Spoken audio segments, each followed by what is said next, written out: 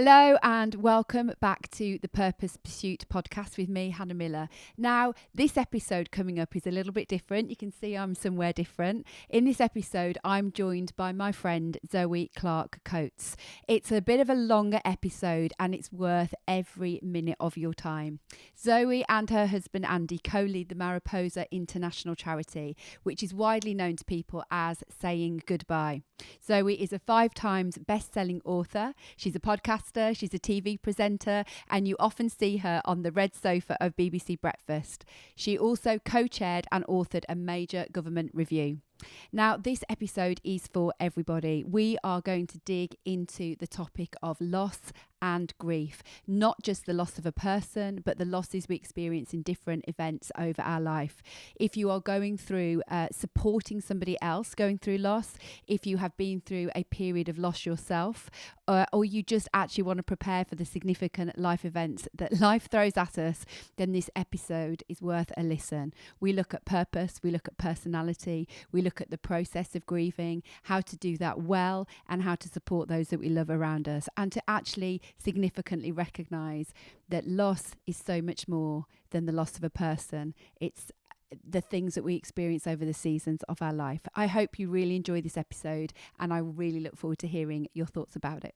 Hello, everybody. On today's episode, I am delighted to be joined by my friend and incredible woman, Zoe Clark-Coates. Hello, Zoe. Hello. It's so good to be with you. I can't believe we've made this happen. I know, finally. We have managed to align diaries to spend some time together. Right, we've got loads to talk about, and there's so many things you're going to be able to share that will help everyone listening or watching today. But can we just start by you just telling everybody what you do with your time? What's life like for you? So they've got a bit of context. Yeah, so it's mad, as you know. Yeah. We live life on the road. We travel constantly. I think we're in hotels 130 nights a year, Wow. something like that. So I wear lots of hats in my job, all of it relating to the same thing, which is helping and supporting the bereaved. And so tell us a little bit about the Mariposa Trust and what that does. It's actually now Mariposa International. Oh, sorry. Yes, so it's recently changed. So it was Mariposa Trust. It was Mariposa International globally, but in England we were Mariposa Trust, and we've decided to come under the one international name. So we're now Mariposa International, only as of a few weeks ago. But we're a global support charity for people who have lost a baby or for those going through infertility and grief. And so through that work, we support over 50,000 families a week who have lost a baby or a child up to the age of about 4 years of age. And tell us a little bit about when you realised that this is what you were going to do with your time. Yeah, well, actually, it goes so far back. So my mum's a therapist, and so it felt a natural thing for me to train in. It was a language that I'd been raised hearing. And so it felt like a really easy thing to qualify in because it was something that I understood. I was often assisting my mum and knew I'd got the skills. So I trained as a counsellor therapist. So I was already a grief specialist before going through personal experience of any sort of loss, and absolutely loved doing it, but still didn't really think about doing it as my sole career. I always saw it as a skill I wanted, something I wanted to learn and understand, loved practicing in it, loved getting qualified in it, but then went into the corporate world, but still used all of those skills, but in a less maybe intense way. So I used it as part of my work, getting to know clients, etc., when we launched an event and PR company. And it was through that work then, with my grief and counselling experience, that then led us to start the charity, utilising all of those skills that I'd been put into practice over 20 years. And you lead alongside your husband, and it's a total family affair, isn't it? Tell everyone about your family. It is. So my amazing family. So they are amazing. They are amazing. So my husband is Andy, who's my soulmate, my bestest friend. And we ran a company together in events and PR. And then we founded the charity together. And I have got 2 daughters with me, a 15-year-old called Esme, who is a super talented photographer, and just all round amazing leader. And I've got a 13-year-old called Bronte, who's also awesome and got great leadership skills, who's a real empath, and I think will maybe end up working in the line that we work in really counselling and therapy.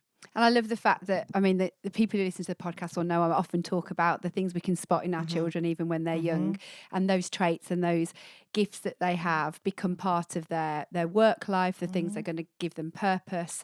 And I love the fact that they're very much involved as a family with you. You are a unit and you do this together, and that's how you roll.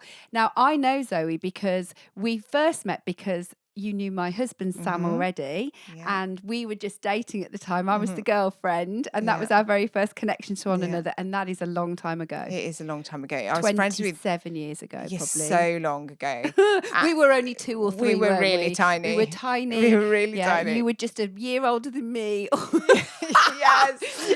We weren't quite that tiny, but oh my goodness, how many years have gone by? So long. And then reconnected many years ago as when well. We came back together. Yeah, and honestly, those friendships are the best friendships where it's like no time has passed, even if you don't see each other for ages. I love that. Now, the other thing about Zoe, and everyone who knows what I do, we look at Clifton strengths. We help people know and understand their strengths. And Zoe, I'm just going to take a moment to do this. Zoe really lives and breathes her strengths.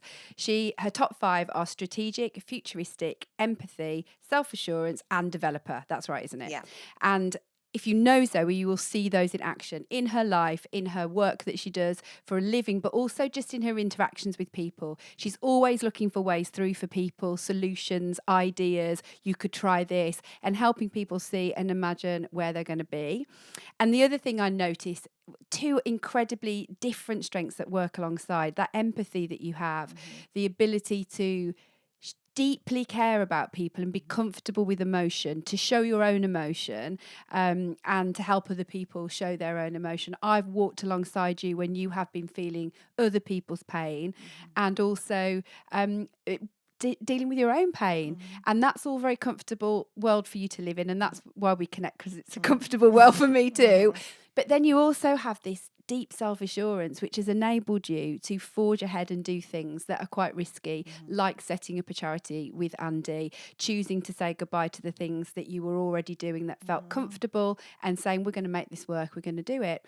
And I noticed that is your language and the way you live is that this will work out. That conviction that you have is incredible. And as we talk, more of the stories of the things you've achieved will come through. I know they will.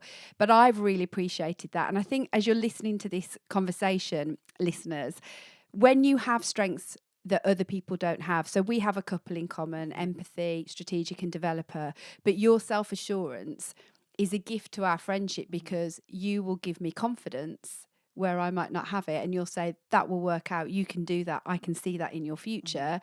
And we can lean on each other's strengths and be just an incredible support to one another. I don't have to be you, and you don't have to be me, but that is what you do like nobody else. And it's just a fantastic combo of strengths that I love and appreciate about you. So Zoe, real quick, so people get to know you, I'm going to ask you some quick fire questions. Okay. This or that, what do you think? Sweet or savoury? Savoury. Tea or coffee? Tea. In or out? In. I knew you were going to say that. Book or film? Book. Yeah. Although sometimes the film can be then great, can't it? Yeah. You've seen the book. Or disappointing. Exactly. Cat or dog? Dog. I knew you were going to say that too. I knew all these answers. Yeah. And this one, summer or winter? Winter. Yes. Always winter. You love winter. I love winter. It's the cozy season. You know you're in about 6% of people. No. Did you know that? No, I didn't. The statistic is, I read it the other day, I think it's 6% of people choose winter as their favourite season. Wow. I love winter. Always have since well, I can't ever remember it not being my season, where people moan about the clocks turning back and the You were darkness. like, turn those clocks I'm back. like on the countdown to when it feels a reasonable time where you can go to bed. You know, in the summer where it's still light at 9, 10 o'clock at night, I'm like, when is it going to get dark? I just love the coziness and the permission to be able to turn the fairy lights on. Okay, and the date of this recording, just for the people who might be listening to this. Are you going to out me? Yeah, I am. Oh my It's goodness. the 11th of November. Question, do you have your Christmas tree up? No. That's a lie. I do. Question, do you have outside Christmas lights on? I do, but I'm not the crazy Christmas woman because they only went on last night. Okay, which was the 10th of November. Yeah. Another outing. What is the latest your tree has ever gone down? I literally can't believe you're getting me to admit it's this important on a for people to know podcast. the whole you. March. Yeah, March. So therefore, potentially November, December, January, February, 5 months of the year. That was really unusual. It's actually just November and December. Okay. I'm like, I celebrate my birthday over a month. I feel like Jesus deserves 2 months. Do you want to challenge that? No, I don't. That's fair enough. I'll let you have that. The fact it was still up at March would be so disorientating for me. I might feel like I'd head into a time warp. But you know, I love it, and I love that you unashamedly embrace it. And this is I'm going to just shift to deep here. Do you think sometimes winter can just represent loss to people in a way that's why they don't like it? Like there's something about winter time that's a letting go. It's the leaves, you know, literally everything is letting go of itself, isn't it, over that period? And also we can remember loved ones in that period in a kind of different way sometimes. Do you wonder whether the winter represents difficult times for people and whether that's part of it? I think it depends on people's personal experience and what things represent to them. Where for me, it always represented cozy, homey. It was a time that I looked forward to. If it's not been like that for you, even as a child, I think it can be harder as an adult. Yeah, totally. I met somebody the other day who Christmas was really painful for because actually it wasn't a lovely time as a family. And you're right, there can be lots of reasons.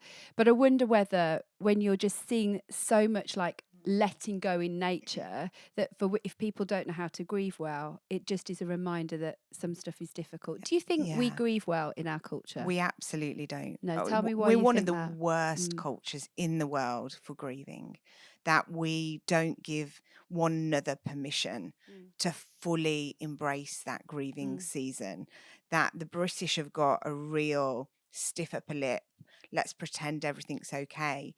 And grief doesn't often allow people to do that. Even if you're really successful in a British way of keeping your emotion hidden, there'll be times when those barriers slip and the tears do come out, and we're just not comfortable with seeing pain. And I think it's a real privilege, actually, a privileged part of being here in Britain, that we expect this of people and have this high bar of tolerance of emotion. And in other cultures where we see way more loss or way more devastation, they don't have that limit put on them because it's part of their everyday, where here we encourage people to take time away until they feel better, come back when you're feeling great. I read a book recently. It was a fiction book, but it was based in Africa about it's called The Poisonwood Bible. And it's about a family from America that moved there. And although it's fiction, there is an element of their realization of the amount of loss the families that they live in around are used to. So they bring grief into the village rather than put grief out here. It's not something that happens alone or separate. It is marked. It is a full community experience. A full community experience. So that's obviously one thing that is a definition of doing grieving well, that you do it as a community. But what else would you say are signs that we're doing grief well? I think if you can move from a place of utter devastation to a place where you can touch hope again, I think that's a sign that you're going through the grieving process. It's a question I get asked daily by people. Am I grieving well? Is this normal? I often get relatives asking me about other people, or leaders asking, is this okay? My employee is doing this. Does that mean they're stuck? And it's a question that is hard because it's everyone's experience is unique to them, and there's no one set path to grief. No. So every individual will grieve differently. But there's definitely hallmarks of somebody who are walking the path, and they're going to find a place of joy and hope again while still grieving, because grieving is a lifetime And it's squiggly, journey. right? It is. It's not a set path. It does go. I always say that people have this stepping stone analogy, probably because of Kubler-Ross, the previous models of grief, which actually a lot of people say aren't accurate now. But actually, if you look at when they were modeling what they thought healthy grief progression looked like, they weren't ever saying it was this clear stepping stone, but that's how it's been interpreted along the way. But actually, it's more like a roller coaster. It's this loop, and you go from one place to the next and back again. But we have this fixation here in the UK, especially, the fact that it should be this one stepping stone to another. And if people stay on one stone too long, that they're not grieving well, or people start panicking. The most common question I get asked is, am I going crazy, by people, because they feel that they're not living the stereotypical grief path that they've been taught would happen, to go from acceptance, anger, and all of these different steps. And actually, people don't necessarily have to touch on all of those standard milestone moments. Sometimes people never experience anger in the grieving process, but people around them say, oh, well, clearly they're not healthily progressing because I've not seen them get angry yet. But it's not a fixed template for everybody. Everybody's path is unique. But I would say if somebody is grieving healthily, I'd expect them to be able to quickly recognize that they're on a path that other people have been on. And so you can see the fact that everybody goes through this, and be able to notice that and absorb that, because I think that's really important, because often people feel like they're alone in that, and that they're the only person in the world, but actually they're going through something really normal. And I would expect somebody to know that they are going through something really normal, and then be able to start processing that emotion. And so what was once the darkest of seasons, where you want to die because the pain is so bad and so severe, that you start being able to notice things again, that you don't remain in that devastation, and you are able to think there is life worth living again. If people don't get to that point, then they probably are stuck. And then a bit of help can really help people, because I have walked alongside people who have been in that depth of the valley of no hope, of utter devastation and complete depression with it, for 20 or 30 years, where they've never felt a moment of joy again. And for me, they would have really benefited from a bit of grief work to help them along the way. However, if somebody is feeling like that after 6 months or a year, that can be very typical. So again, it's very unique. Everybody is individual. Their life experience plays a huge part in it as well. Have they come from a really traumatic past? What's their current living situation? Do they have people around them who are supporting them and holding them through what they're going through? If not, their walk is going to be more challenging than those who do. Yeah, and I like that phrase, grief work. And I think I heard somebody else use it recently who's been through significant loss, and the idea that there is work to do so with work. our grief. And as much as we think, I just want this to go away, there's an element of looking in the hole, isn't it? Looking in the pit and doing the work. In the year where I've had the most loss in my life, I remember two distinct memories of moments of like typical things to do with, this is very typical, but was part of my journey. One was standing in the supermarket a couple of weeks after the loss and thinking the whole world's still going on. Everyone else is just buying food, and I am dealing with earth-shattering news and almost like wanting to shout in the supermarket. I just remember this, the world is still turning feeling. And I know that's quite typical. And another one was, I'm an emotional person, so I feel things and I easily cry. And I remember a day, many months past, where I just thought, I haven't cried today. And that was an interesting little note for me. Not that it meant I was never going to cry about it again, but I'd noticed that today I didn't cry.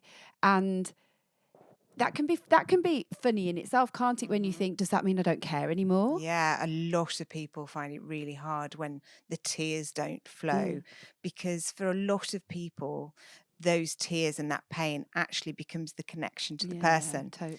And that's where grief work can really help, where you're reminded that you're connected to them through the love, through the connection, and not through the pain. Through the pain. But for many grieving individuals, it quickly becomes, this is a sign I'm still connected. This is a sign I still love them. This is a sign I'm still hurting. But also it's what that physically represents to other people, where if you see a heartbroken person not crying, you go, oh, they must be better. They must feel better.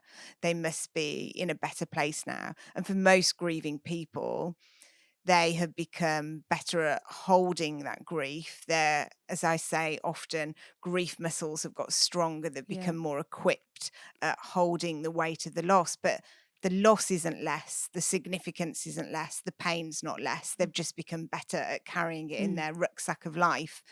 And when people around you start saying, oh, you must be being better, or I saw you post on Facebook and everything looked great. Actually, for a lot of bereaved people, that's like a slap in the face, because it feels like, okay, I'm not visibly grieving enough, and they're going to think I don't love them enough. And it becomes quickly, instead of grief, they feel shame and they feel guilt at their life looking normal. And so they then feel that they need to almost put on a show of emotion just so the people know that they aren't okay, because life will never be okay again.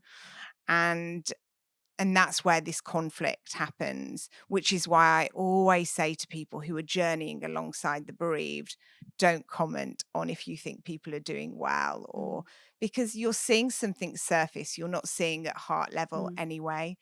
Don't make comments. And the reality is we're all carrying things in our private life alongside our public self, all that, whether we've been through a recent loss or not. I often think people have no idea the things that we're juggling with in our own private life and spaces. Just because we're showing up on a Facebook post or doing something else, it doesn't mean, we should know that by now, really. That doesn't mean everything's okay. Absolutely. And if you don't commend people for doing that, you're really giving them a gift, because you're giving them true permission to just be whoever they are in whatever moment. But also when we use the language, wow, you're doing really well, that the flip side of that is if you're crying, you're doing really bad. Yeah, that's really good. And so it's that hidden message always that the bereaved are taking in, okay, people only think I'm being brave, courageous, showing up if I put a fake smile on my face.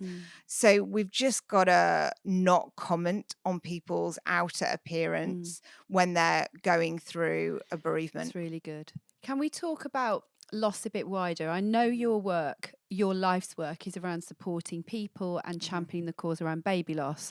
And that's obviously the central tenet for you. But I know that you understand that grief is wider than that. And I would love us to talk about loss generally and the concept of loss. I know we agree with this, that there is so much more to loss than death, isn't there? Oh, absolutely. And I think that's a problem, that we don't use the word loss and grieving around other letting goes of life. And what would you, can you give some examples of what you think are other types of important loss that involve grieving? Yeah, well, I'm a general grief specialist. So it's just my passion topic is baby loss, but I work in the whole general grief space. And in that space, I'm constantly having to say to people, what you're feeling is grief, Mm. but people feel that this word is owned by people who have gone through the loss of a person rather than other types of loss. But actually, grief is an emotion, a psychological response to going through the heartbreak of losing something or someone. Mm. And so that can be the loss of innocence. For Mm. instance, when people have been abused as a child, Yeah. they will grieve the childhood that they didn't then have. It can be the grief of losing a home where people's financial situation completely changes and they maybe have to sell a home they're deeply attached to, their safe space. It can be losing a job where one day you go into your workplace and you're Yeah. told you're being made redundant, and the grief that comes with that. It can be the grief of identity when your perception of who you thought somebody was or who you were suddenly changes. All of these bring about grief. End of a marriage, that's a End of a grief. marriage is Children leaving a home. absolutely, whether that be going to university or getting married or moving on, all of these things. Loss of faith can bring Yeah. about grief where you're grieving the beliefs that you had that's now changed. But because we don't label those things often as grief, we talk about disappointment Yeah. or hurt rather than using the actual word. I think people don't recognize it for what it is. And so because of that, they're never given the support to help them through the grief, which is why a lot of people have a lot of trauma because they've never been given the skills or the ability to process an emotion that they've never had labeled. And understood. I totally agree with you. I was coaching somebody the other day, and the conversation started around a really difficult work issue, which was essentially a loss of identity at work and a recent divorce. And I said to her, you're grieving, no wonder you feel like you do. Like, just giving her permission to realize that this is a big deal. Your life does not look how you expected it to, and you have had to do a huge amount of letting go. And I think there'll be a lot of people listening that have perhaps brushed over life events that, even when they're good things, like you said about a child getting married, that's such a wonderful celebration, but it is the beginning of a new era that means that an old era is gone and it will never come back. Yeah. And that's a loss. It really is. And I think what's unusual about grief, that's maybe quite unique to it, is the fact that one new grief can unlock all old grief.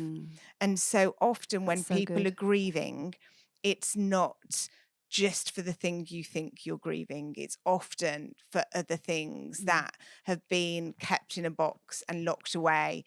So when we're dealing with baby and child loss, often what comes out of that support and working with individuals is, actually, I'm also grieving how people didn't show up for me. I'm now grieving friendships. I'm grieving how my parent didn't respond in the way that I thought they would. They might be grieving the fact that their marriage isn't as healthy as that they hoped it would be. The fact that the loss has actually showed a lot of cracks in all these different things. And so grief really does have the power to unravel people. I always say it's often the first domino that goes down, but so many other dominoes go down after, which is why grief support and grief counselling usually becomes whole life work, because you don't realise how many things have actually caused you substantial grief that have been unacknowledged through the whole of your life, through childhood and beyond. I've just thought as we're talking that we're both parents, and we've obviously had our own experiences of grief modeled to us, and then we're now parenting. How have you, do you think, helped equip we've got loads of parents that are listening. So how do we equip our children well to deal with grief? My children are about to face a period of grief. They're going to lose their grandma very soon. How do we do a good job of doing well in this current generation so that they understand not just, death grief, but different losses that they experience, the loss of a friendship, like you say, moving locations, children that move to a new city, you have to let go. How do we bring grief, like not hold it out of the village and bring it into the home? How do we do that well as parents? I think giving permission to feel all the emotions. I think that especially our generation, we've come from a era of being told that crying is bad, that showing strength is what's really important. And actually, we need to turn that on its head and say crying and showing emotion is strength. And I think that is definitely a cultural thing. The fact that we have to consciously step into a space and say what we were taught was actually incorrect. And it all comes from a good place. Ultimately, our parents wanted us to be happy didn't want us and to be sad. well. They didn't want us to be sad. They didn't want us to suffer. And they thought by saying, come on, don't cry, is actually encouraging us to be strong individuals who show up well, that we're not looked down on by society as seen as too weak or too emotional.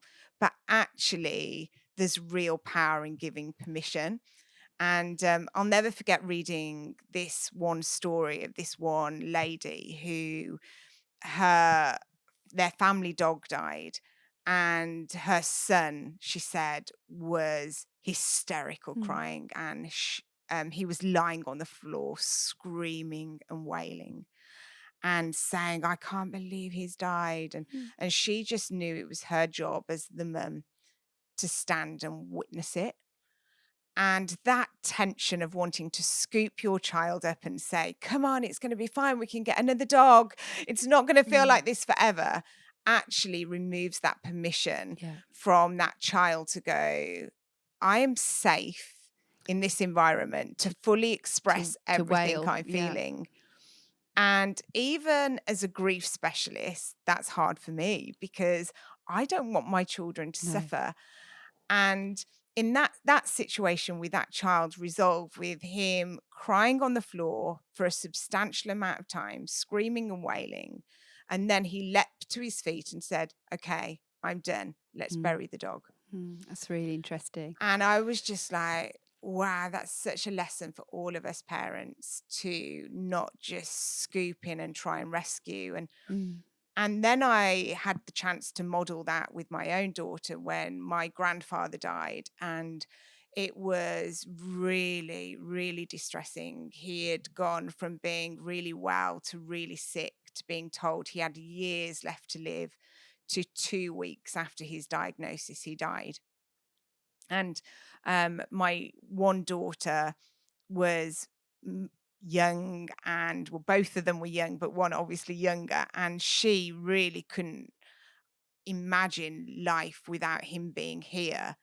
And I walked out of the room where he'd just died, and they were in the other room, and I knew my eldest daughter would be devastated, but she was like, okay, he's no longer suffering. She immediately went into that there was real relief that he was out of pain, etc. Where my other youngest daughter, she screamed. I mean, like a blood-curdling scream, and fell to the floor and said, I will never be happy again. And I just remembered this lady's story in that moment. And I just sat on the floor with her and just said, I know, it's awful. It's awful. And every part of me wanted to go, but you will feel joy again. You will want to feel joy. And part of that was absolutely for her to reassure her. But I also wanted that reassurance as the parent that my precious little daughter here wasn't going to feel this sadness forever. So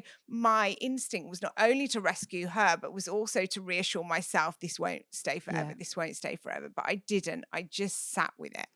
And I sat with that discomfort of that moment of not trying to rescue her and let her weep and let her cry. And she sobbed and sobbed and sobbed.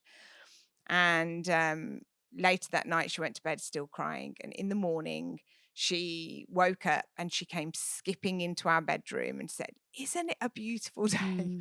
Look how the sun's shining." And I was like, hang on, how have we gone from there to there? And it was just such a beautiful example of allowing a child to feel all the emotions. And she didn't remain in that state.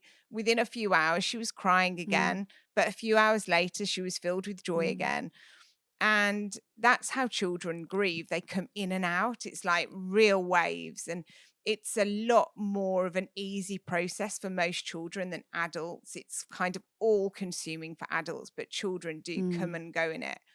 And actually, the more you can allow them to really face that pain and go with the wave as it's going, the better you're equipping them for adulthood. And that's another reason why I'm a big advocate on children being part of funerals and allowing them to come. I think, again, in this culture, we encourage people to keep their children at home. It's not a place for children. They shouldn't be at the crematorium or the church or the burial, when actually that's not what research shows us. Markers are really important. Markers, whether those are not just ceremonies, but other things that we do to mark occasions, I think are so important, aren't they? And it gives them the energy, the strength to know that these things happen in life. The worst does happen, but we do survive them. And it means we are growing future adults that aren't afraid of these really sad, traumatic which occasions, will come again. Which of course come again. They come again to us all. But the problem for most adults is they're being kept away from them as children. And so we work with cathedrals around the world holding our remembrance services. And so we have conversations with not only millions of bereaved people, but also so many clergy and leadership. And I'll never forget this one dean of a cathedral who said, "Oh, the first funeral I ever conducted was in the cathedral. I'd never seen one. I'd never been to one. My first was actually conducting it." Like, and it just shouldn't be like that. We should be part of these moments so we can see that the world feels like it often stops spinning, but it always continues on. And we need to be able to see that as children, to be able to become really emotionally aware and secure adults. I think that's really, really good and so important, whether it's the big losses of human beings or pets, or actually not brushing under the carpet how difficult it might be for a child to move cities, or for parents to not be living together anymore. All of those things, they need the space and time to do that their way, don't they? And to not have it just put in a box and we won't talk about this or go there. I want to kind of shift to the concept of purpose a little bit now with you. First of all, we'll come to you in 1 second, but before we do, if people are dealing with the time of loss, whether that's loss through death or whether it's other kinds of loss that we've just discovered, sometimes I find I'm working with people in that period because they can feel like their whole purpose has just washed away with that. How do we help people feel that sense of life still has purpose for you when maybe the whole direction has started, it's gone a different direction to what they expected? What you obviously have those conversations all the time. Well, for me, I always encourage people when they've gone through a significant life event that they've experienced real grief is to not try and get back to who they were. Grief, you're not the same person. You're not the same person. You're completely different. And a lot of people who I talk to are putting a huge amount of energy into trying to get back to who they were. And that's a complete waste of energy. It's like going up an escalator the wrong way. It's like walking up a sand dune where you're using all your energy and the sand is constantly moving. And actually, if you spend all of that energy on trying to discover who the new you is, that's a lot better for you, because you can waste so much time. It's so exhausting trying to get back to a person who you will never be that person again. So true. And it's so painful, and it's another grief. And we don't acknowledge that enough, the fact that when you have gone through a loss, you're grieving a person, a thing, a place, a situation, but you also need to dedicate time to grieving the you that you're having to let go. And I think that's so helpful, because actually, if you think about any positive life event, like becoming a parent, you would say the same, I'm sure. We aren't who we were before No. becoming mothers. So in the same way as a positive life event, I can't go back to Hannah pre mom era. She's still in me. That she's part of who I am, but I'm a new iteration of me. When life throws some of the more painful experiences at us, the same is going to be true. We are going to see the world differently, and actually we grow as well. I think that's where I'd love us to talk as well. Like, I feel I grew in that particularly difficult year as a human. Absolutely. I had the opportunity to shrink, but I felt like I grew. And I would love to talk a little bit about the way purpose has come about for you from a most painful experience. So we've kind of skirted around it a little bit, but I want to start with this quote to kind of set you up. Glennon Doyle, she said that the thing that breaks your heart is the reason you were born to help, is the very thing that you were born to help heal. Every world changer's work begins with a broken heart. And although that's like on a grand scale of world changes, but the concept of when our heart breaks and there's pain, there can be part of that that's part of our purpose. Tell us a bit about how your own experience of loss has unlocked some of your purpose. Yeah, well, I totally agree with that quote. And I think that ties in so well with what we were just saying in the fact that you become a new you. And I think if you, on the other side of loss, can totally reevaluate what you do, who you are, who you want to be, that can really help unlock how you move forward. And for me, going through loss, we lost 5 babies. And through that, I was able to look at what did I want my life to really be? What did I want it to look like? What was my passion now? And I loved my life before.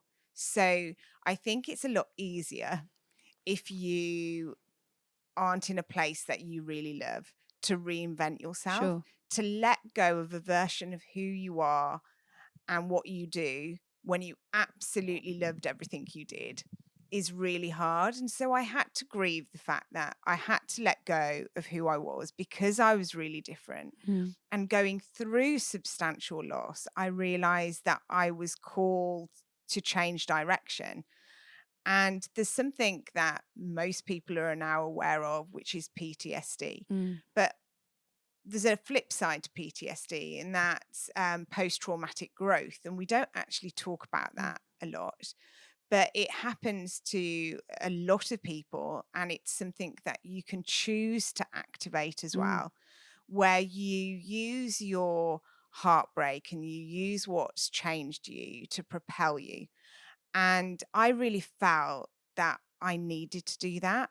I felt like everything I'd gone through could actually break me, and I could have a life that was completely broken forever. Or I could use what I'd gone through to make a real difference. And it was once we'd got our second little girl safely in our arms that I was like, how am I going to use this? How am I going to use what I've gone through? Because there's no way I can come out on the other side saying, oh, these really traumatic things happened to me, but my life looks exactly the same. And so I started to really consider how I could use everything I had skill-wise to make a difference. And the one thing I was already a trained specialist in an area. I'd also got all of this business acumen, and we were already running a global organization.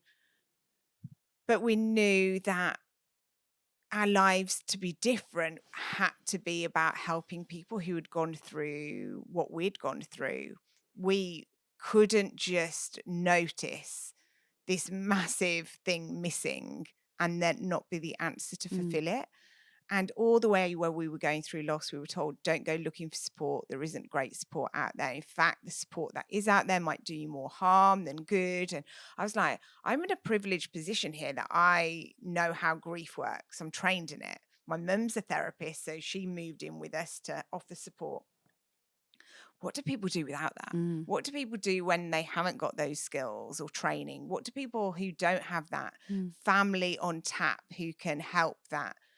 And the more I looked at it, the more I realized that they're the people who are sitting in that valley who are never coming out of it. But I also saw this massive area of clinical needs that weren't being met because people were being treated very much as for the medical incident they were going through, but not for the emotional and the bereavement side of things. And so that's when I came up with the idea of the remembrance services and giving people a place to gather and to remember and to honor. And that became a not-for-profit division of our company. And within a matter of months, we were having over 650,000 hits a month on our website. And we realized what we'd launched something that was being cried out for. Really needed.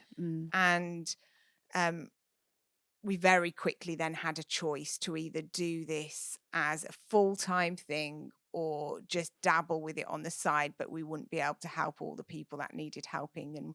And we decided to commit our lives to doing it, founded the work we were doing that was the not-for-profit division as a separate standalone charity. And it became a global organization, literally overnight, helping many, many people. And you've also written books on this topic, haven't you? Now, if you're listening, watching, all the links to all of these things will be available to you. But your books are a brilliant resource to get into the hands of people. So it's actually whether you are a person grieving or you have somebody in your life who's currently grieving. Can you just quickly talk us through the books? Yeah. So there's multiple books out there. One is around pregnancy after loss for those who are experiencing pregnancy after either experiencing a loss or having been on an infertility journey. So that book guides you through that whole pregnancy and helps remove lots of the fear and anxiety and helps you process. It's a helping hand all the way through. I've bought it for lots of people. Yeah, and it's the book I needed. There's 2 books on baby loss and child loss, Saying Goodbye and the Baby Loss Guide. And then there is a book called Beyond Goodbye, which is a general grief guide for anybody who's lost a spouse, a parent, grandparent, a sibling.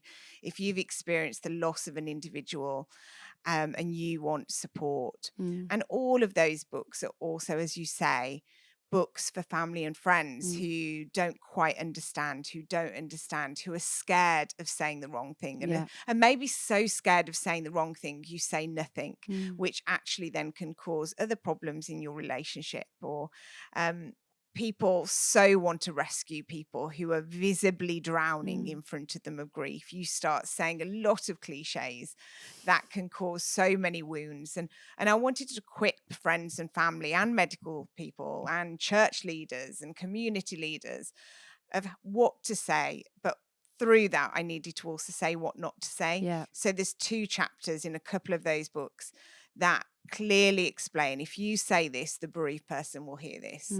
So why don't you say this instead?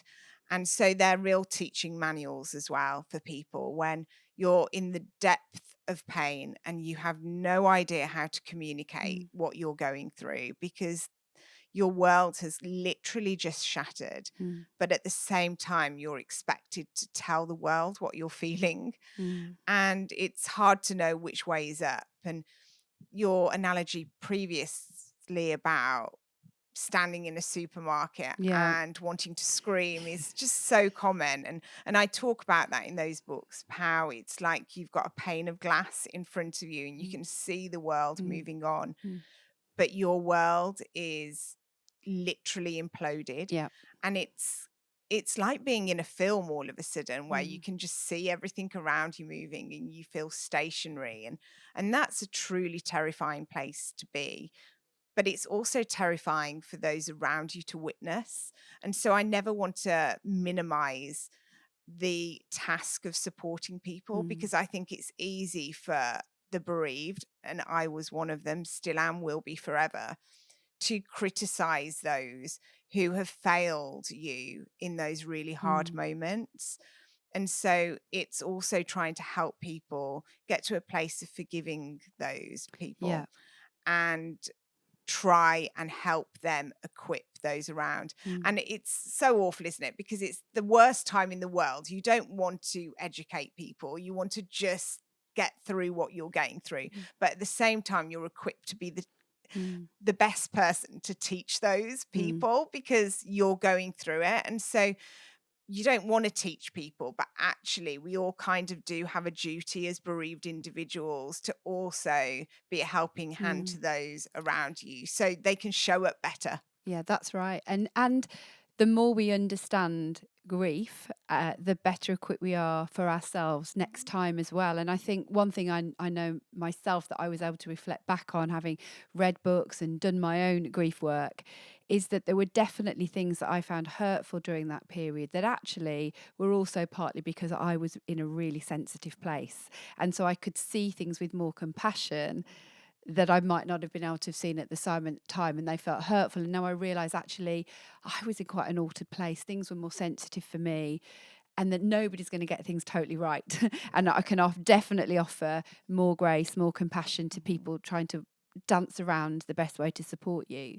I think the interesting, as I've been listening to you talk, the thing that we have in common in terms of our work is that so many of the people that end up working with me on the Purpose Pursuit have been through a shift in their life, which has definitely had loss in it. It can literally be loss, but also some of those other losses we've been speaking about, empty nest, massive loss. That really can't be underestimated. End of an era of life. And they are then beginning to emerge and wanting to ask that question around purpose. And I think your story is a lovely one for people to be reminded that actually there is another chapter that is available. It might not be it's not going to be immediately available. The work has got to be done, but there is another chapter that might not look like the chapter you were expecting, but it's still available. And I think you managed to hold that space of grief and hope really, really well. I think that's unique to be able to say, we've got to do this. It's rubbish. It's really hard.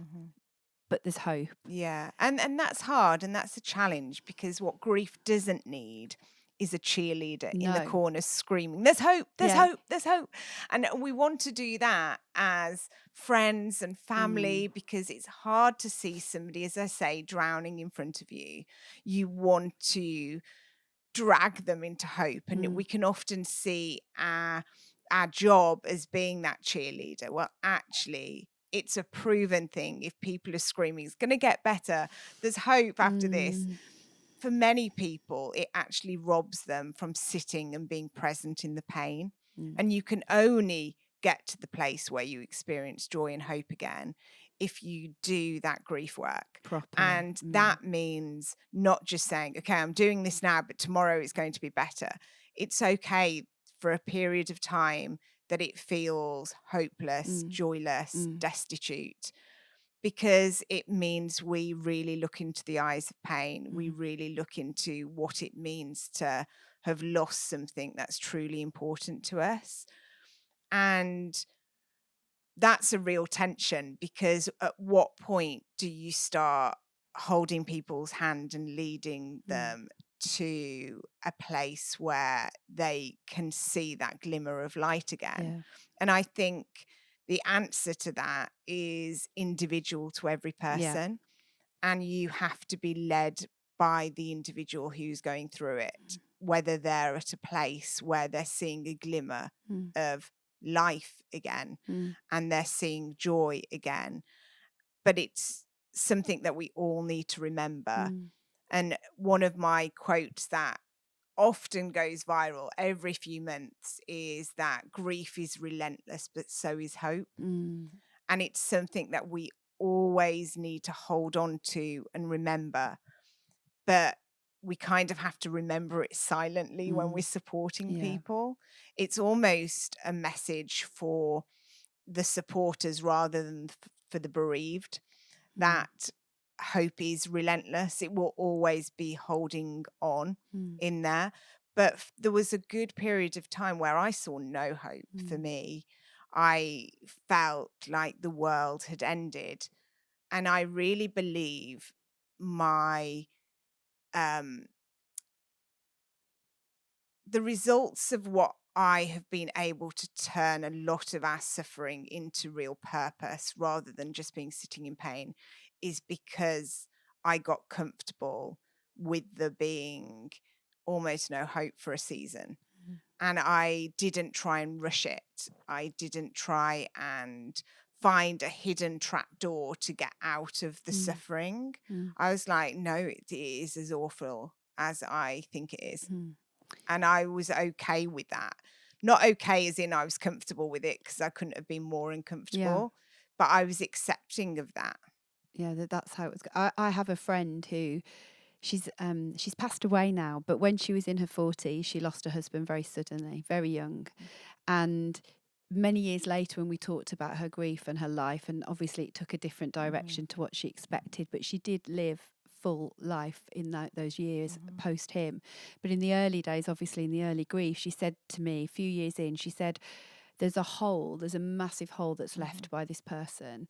She said, but over time, with the support of friends, community around her, doing good work, good grief work, she said, you build a bridge over the hole and then you can stand on it and you can look in. She said, it's not that the hole's ever gone, but there's a bridge that you can stand on. And I just thought that was such a good image of what happens if we get the support we need, we can do the work we need. And actually she did, she went on to do some wonderful things. It didn't look how she ever expected it to, but it did have hope in it, and it did have life in it. And it always will, if people want it to. I think there's always a choice when you're going through grief. What do you want life to look like on the other side of it? And for some people, they go through loss and they are more comfortable with it staying in the place that it was in the early days, and that brings them a comfort, and that's always a choice. And I speak to people daily who have made that choice, and that's how they have chosen to live their life. And there's no right or wrong in this, so that's okay. I made a choice that I didn't want to live in that place of agony. I wanted to find hope. I wanted to find joy. And I can honestly say, on the other side of those 5 baby losses and other major losses too, that I experienced more joy today than I ever did before going through grief. But I think that's been a gift because of grieving fully and wholly and submitting to it. And it's made me so much more able to see the good in things and to not take things for granted. It absolutely brings with it bad things too, and things that I would willingly shed, in the fact that when that trap door has opened beneath your feet, when life was going so well and then the world has shattered in the blink of an eye, that does mean you often will carry a fear that however good things are, what if it all changes? What if? And I don't know, even when you do fully grieve, whether you can ever shake that. I think you can learn to control it somewhat, and you can learn to see the signs. But I don't know if you can ever get rid of that almost sense of foreboding, because you've been through the worst. And so when people go, well, the worst isn't likely to happen, and people then say, well, let's talk about the worst thing that can happen, and that might actually help you. But actually, for a lot of people who have gone through loss, thinking about, well, could that worst thing happen?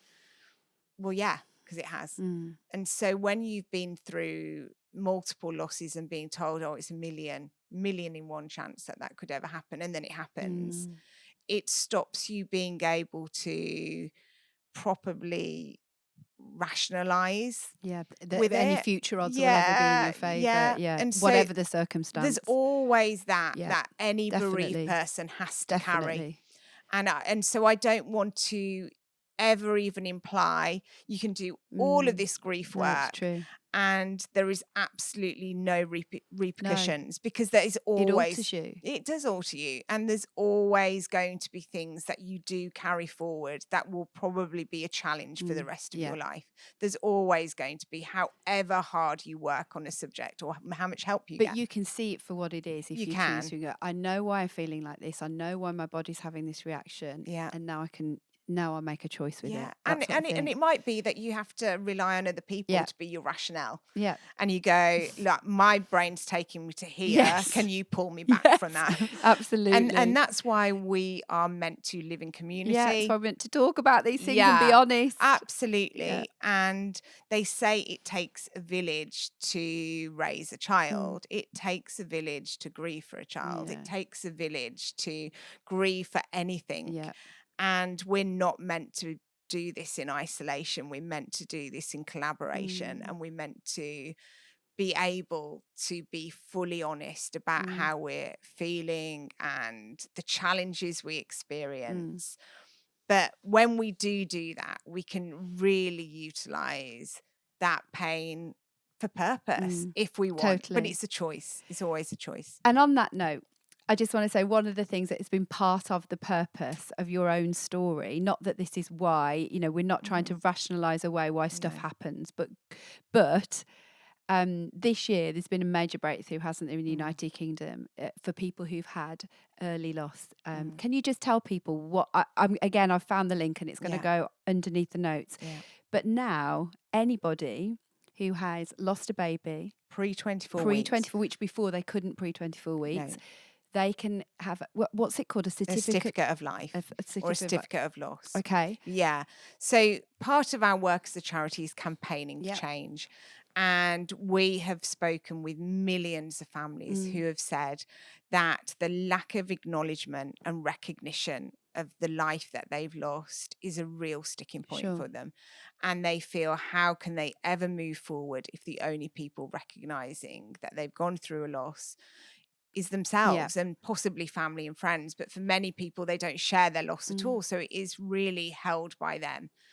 And so we said, I'm sure there's something we can do about this. So I started campaigning for it nearly 10 years ago now, and saying, can we bring in a governmental certificate that recognises the loss of a life? And we were told no. We were told it just wasn't possible, but we carried on. And I was on BBC Breakfast on one day, screaming from the rooftops, this was needed, this would make a difference. And Dame Floella Benjamin, who is this powerhouse of a woman in the House of Lords, saw me on TV and asked me to come in and meet with her. Wow. And she said, I love what you're calling for. I love the campaign. Can I join it? Can I use my voice to help?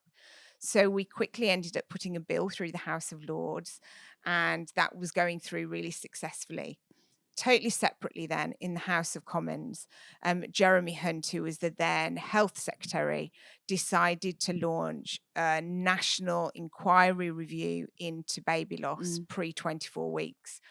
He was reaching out to experts in England and said, who should chair and author this work?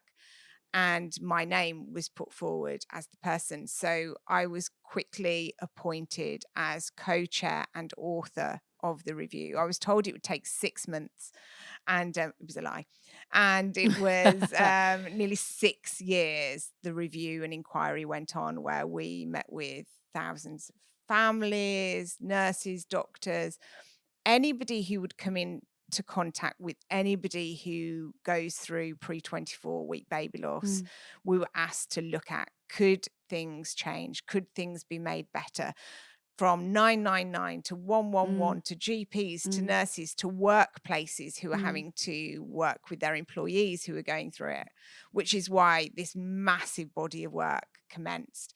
But he said that we could look at making the certificates as part of that review, look at the feasibility, look at the costs, look at how it could be administered. And that work was laid in Parliament in July last year. And that was 73 national recommendations we made to completely overhaul how people are taken care of. all 73 recommendations were accepted by number 10, and I'm now part of the implementation of that work. And the first recommendation to come to pass was the certificates. And we worked on who would administer it, what the certificate should look like, who should be able to get them, and should we be making this a legal certificate? But I was passionate that it shouldn't be a legal certificate, because then it couldn't be backdated. It would only be for people who have gone through loss going forward, because it would be the law that people apply. Sure. I also wanted it to be a choice. I think that going through the loss of a child is completely out of your control. There is nothing that you can make a choice on. Everything's black and white. You're told what you can and can't do. And I wanted this to be a choice. I didn't want parents to be forced to have to register and do this. So it needed to be optional, but it was also so important to the millions and millions of people who have gone through loss, that this is something that they could get retrospectively, that they wouldn't be, well, they've just missed out. Because I speak to so many people in their 80s and 90s who say, I'll never get over the fact that I didn't get the recognition for my baby loss. And so I wanted it to be the gift to those people too.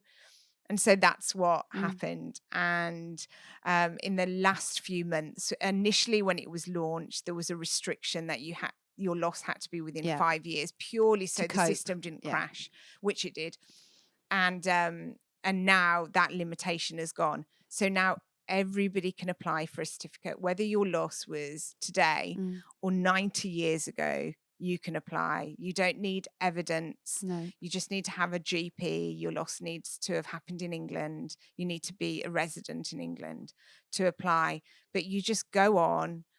It's all paid for by the government. There's no financial cost. And then you get a beautiful certificate on heavyweight paper, just like you would if it was a birth or death certificate, that acknowledges the loss of a life. And the press and all of the feedback from it has been literally overwhelming, because people have said they never knew it would bring them so much healing. They didn't know how much their soul was crying out for this recognition. Which goes back to our point about the markers in the sand, the having things that help us grieve well, acknowledgement, and saying, this unlocks some peace for me. Yeah, and the acknowledgement outside of yourself, that Yes, you this have really been through happened. something really life-changing, significant, and now we're acknowledging it.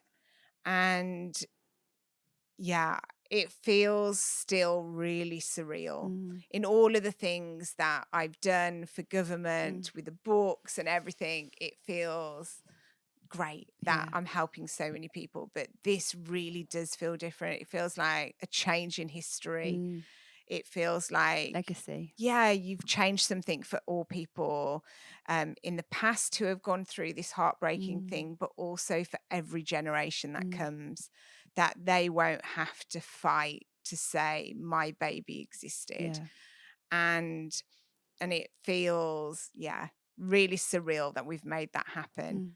And something I think I'll always be proud of. Of course you will. As somebody who is very futuristic and visionary, I never pause to think about what's been achieved. I usually have one point each year, and that's nearly always at a big ball that we hold in London. And usually there's a point in that event that I sit there and think, wow. Wow, look at what we've achieved this year. Look at this event. And but apart from that, I rarely do. Because even you're with my thinking books. about the next. Well, I get told, oh, it's a bestseller, and I'm like, great. But I'm already working on the next book. Always I'm working on the next thing. And so I never really pause and sit. But I think with the certificates, it has been this real pinch me moment. The fact that people just go on and do that the government are now doing that. And now we're doing it globally. So we're already working with North America now on making the certificates happen in different states, and going to be working with the American government at trying to bring it in there. We always promised once we'd achieved it here and in the UK, we would then roll it out globally. And we've already started that with meeting with the embassies, etc., out in America. And so it feels exciting that this change won't be just for people here, that it's about honoring what people have gone through. And grief needs to be seen. It needs to be acknowledged.